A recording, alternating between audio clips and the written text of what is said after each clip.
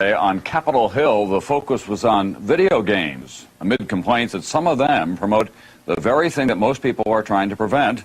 Video game manufacturers today issued something of a preemptive strike, aimed at keeping violent and sexual images away from kids. NBC's John Cochran now. The makers of some video games promote them as a way that guys can show how tough they are. But today, the game makers themselves blinked. Under pressure from an angry Congress and angrier parents, game makers offered a new rating system.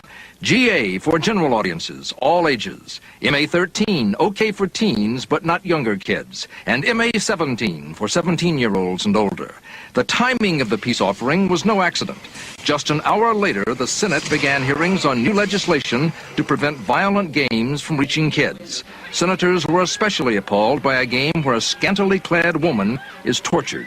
It is a sick, disgusting video game, in my judgment. It's an effort to trap and kill women.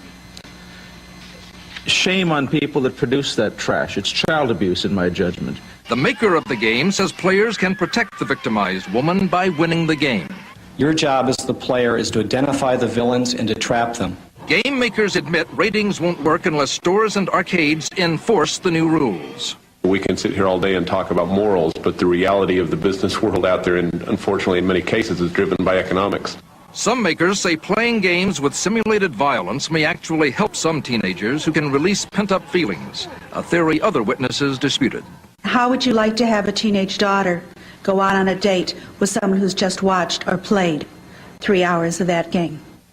Not much, said the senators, who vowed to press ahead with tough legislation unless the $6 billion a year video game industry cleans up its act soon.